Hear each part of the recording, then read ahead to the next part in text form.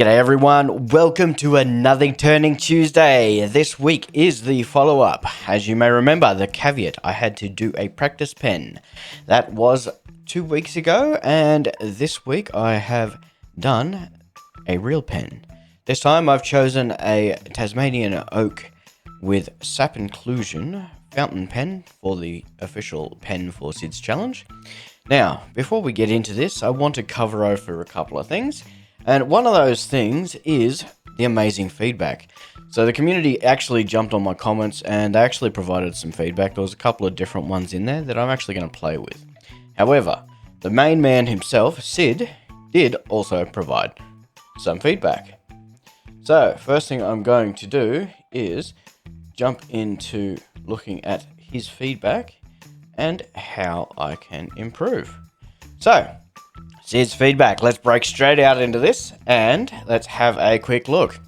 Now, Sid's feedback, he was actually quite positive about the whole thing, which I was surprised about because a man of such experience I thought was going to rip me apart, and that's fine. I was welcome.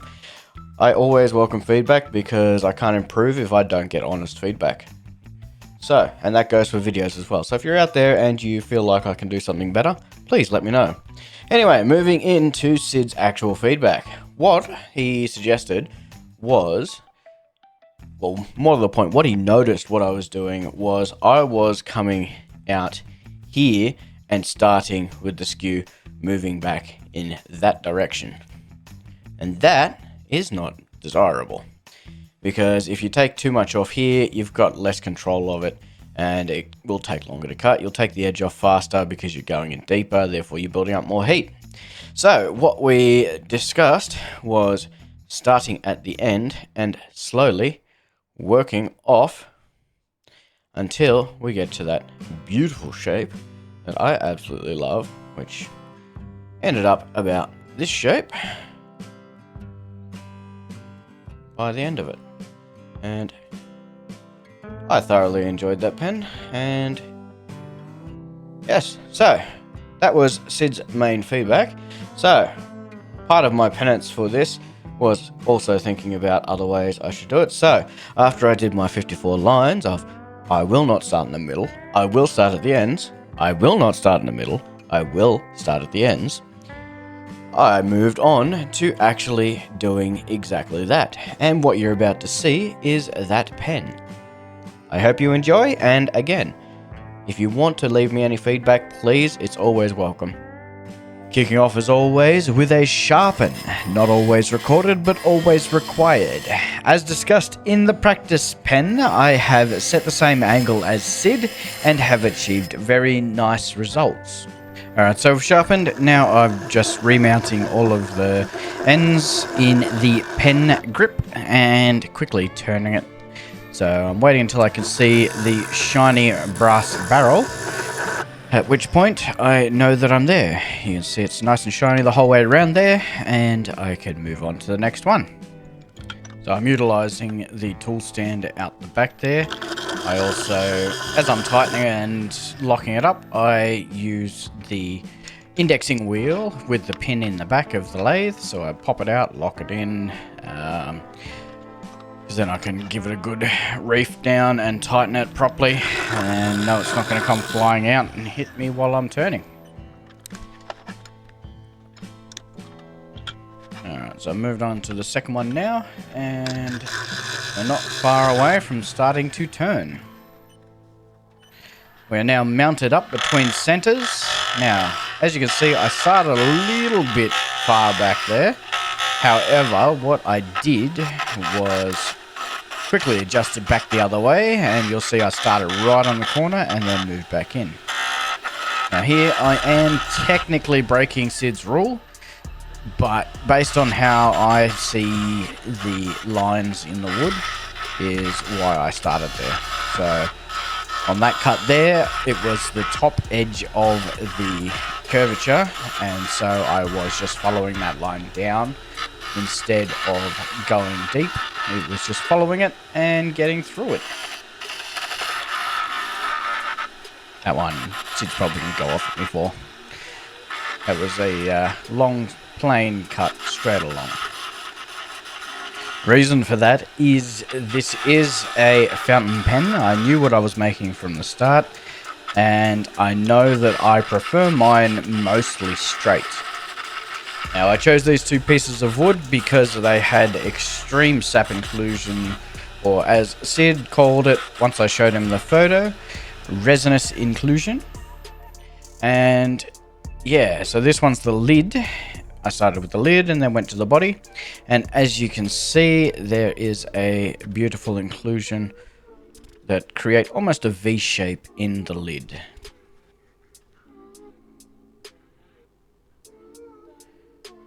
Getting a nice close-up of the back of my fingers there. As you can see, that's nice and chunky and absolutely horrible. That's why I like applying glue while the lathe is turning.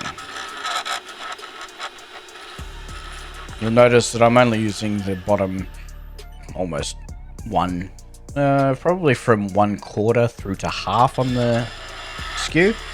I don't like getting the corners anywhere near it, and that really shows in my comfort level. So that's why that's happening. It's purely my comfort level, trying to keep the corners as far away as possible. So I've just shaved off that glue, and it's starting to look quite lovely. There was a couple of spots there, and I'm not overly worried about them. I just wanted to give them a quick touch up. So what I chose to do was use the skew to take the glue down again because it was a bit chunky. And the reason I did that over sandpaper is with the sandpaper, the glue comes out like plastic. And you add some heat to plastic and it starts melting. And next thing you know, you got a streaky mess the whole way around your pen. And nobody wants a pen like that. I don't. Alright, so I've moved into the sanding now. And again, this is just the lid. There is two parts to this pen, but I turned between centers because, as I mentioned in the last one, I seem to get a better result doing it this way. So this will spare my mandrel for things like the 7mm that mount straight on the mandrel, whereas things like the fountain pen and Elegant Beauty and pretty much almost every other pen mount with the bushings going inside the brass barrel, which allows me to put pointy ends at each end of the bushings, allowing me to get a nice straight lock in, and yeah, it seems to get a much nicer finish on it.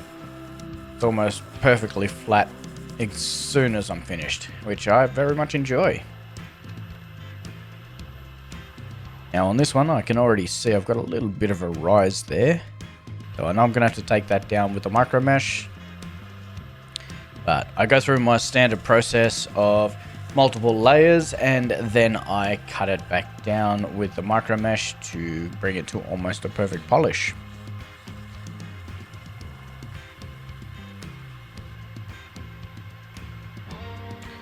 So there's a bit of waiting in between layers. So I do the first couple without any accelerator, then I start using accelerator. So what I do is I put the layer on, I put some accelerator, I let it dry for a second until I can touch the metal bushing. If my finger doesn't feel tacky or any grip to it at all, I know that the finish is pretty much solid. At which case I grab some paper towel and take any excess finish off.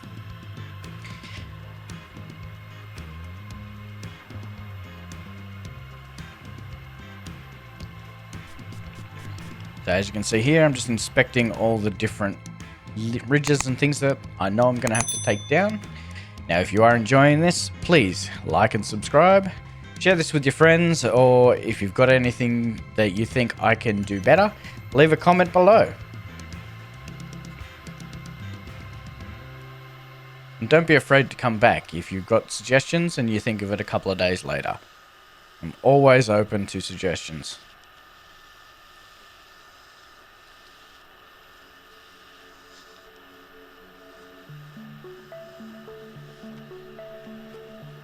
Now you may notice here, compared to the last pen, I actually spent a bit more time on the first grit, and that was because it did have some good ridges and I couldn't handle that. So what I did was I used the most coarse one and took it down. then I quickly buzzed through the others. So I'm spending maybe, I don't know, 10-15 seconds at most. Typically it's quicker than that. As it gets smoother and smoother, I spend less time on there. As I get further up the grits, I will tend to spend a bit more time because it adds additional polish.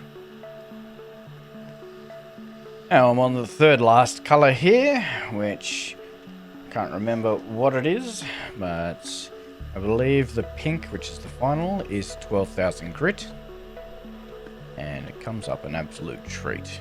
So I'm on that final one now, and that focus is not having a good time.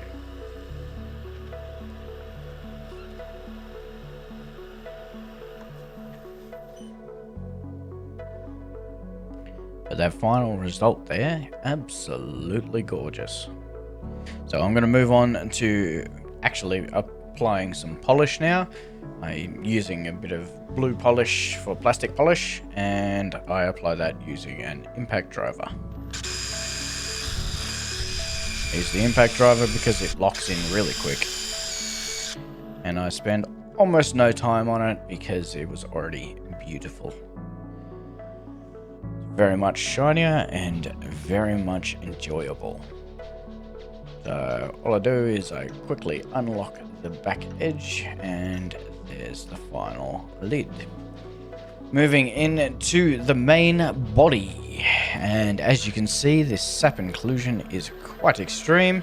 This is one of those ones in my bulk series that I said I didn't know if it would survive at all.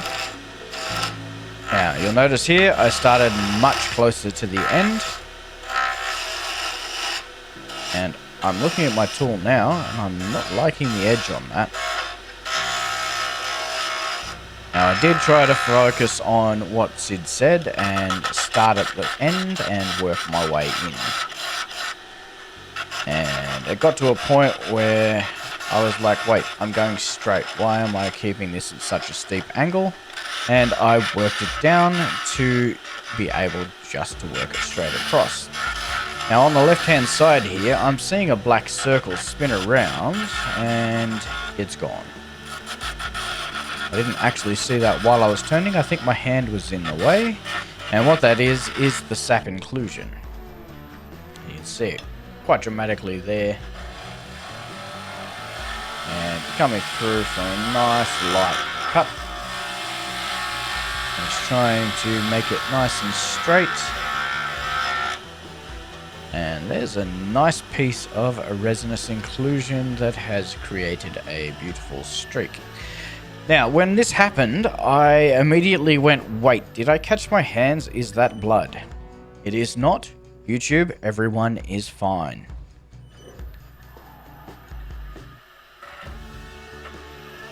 It is just sap or resin. And now it's gone. Well, it's on the tool, but it's gone.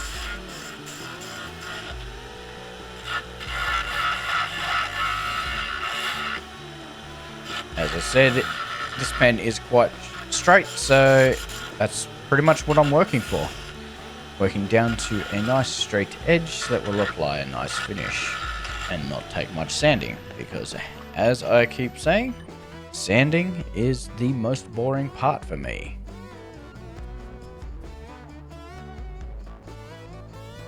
Now this, I absolutely got excited for. I just love the angle it's on and the details it's got, so I backfilled it with a bit of glue to try and keep that depth.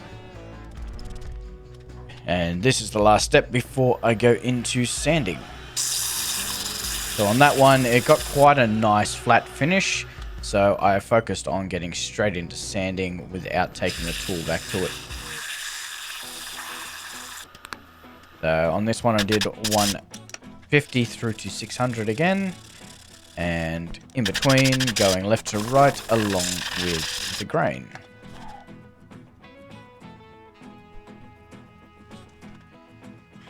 Now a quick reminder, or if no one's seen this before or seen why I go left to right, along with the grain when you're sanding, it gets rid of any radial marks from when the lathe's turning. because any one of those pieces of grit on the sandpaper could be sitting a touch higher and create a circular mark. So going left and right just allows it to blend in instead of... So it's a bit of hiding for things that you're not quite sure of. Alright, and we are now moving into the finish. You may notice here that I have a bigger bottle of glue. I finally ran out of my little one and I am using the big one. Now that first layer came out absolutely perfect. Just a nice light layer, let it dry, do a little jig, and it's already dry. Moving on to the next. Stand there, do a jig, move on to the next. Stand there, put some on, use some accelerator.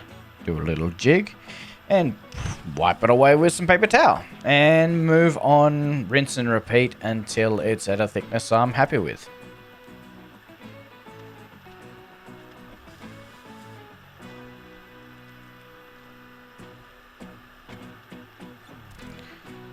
Okay, so I am now fairly happy with this, and I'm just going to have a quick look, and I am very happy indeed. But I'm going to put one more layer on just in case.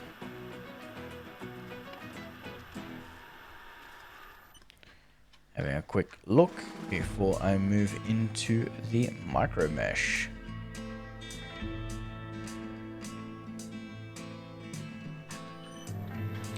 And again, moving into the MicroMesh system. So the MicroMesh system is 1500, so 1500 grit up to 12,000.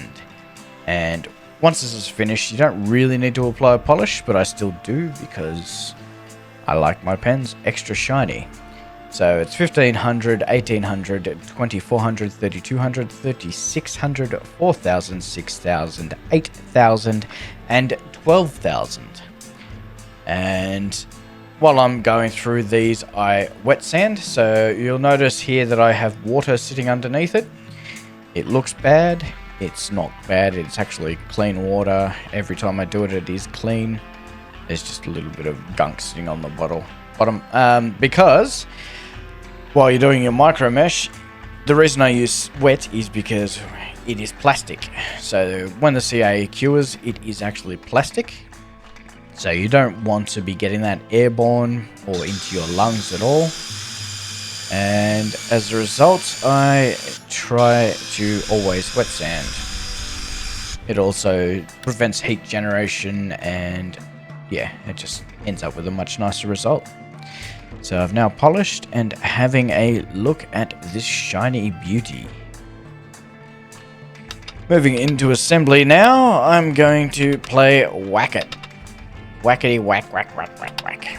And yeah. This went on for a while, and I finally got there. So this end is the lid. So what I'm doing is I am now gently sanding the ends and getting any of the loose plastic that is laying about and getting it under control. So I'm starting with the pen end of the lid, and I've mounted it and pressed it into the pen press. This is a Carbotech pen press.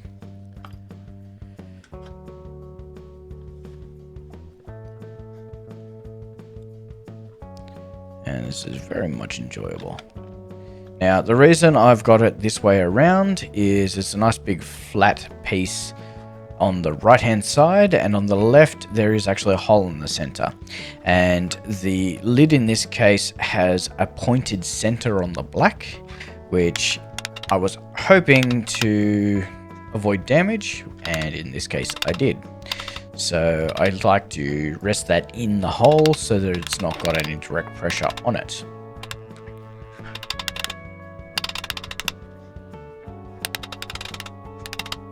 And this one took even longer. So I think I stopped recording for a second and got it out. Sure did. And here we are moving into fixing up those ends. So I've taken the end off and I've just got the metal threaded insert, and I am now pressing it into the pen body. Making sure to keep it well aligned and pressing it in place. And now I go to the far end, which is the fountain pen nib end, and I do the same process. Now I will screw on the lid. I have not put any ink cartridge in it. And I will take the protective cover off and screw on the lid. It is looking very nice indeed. If you're enjoying this, please like and subscribe.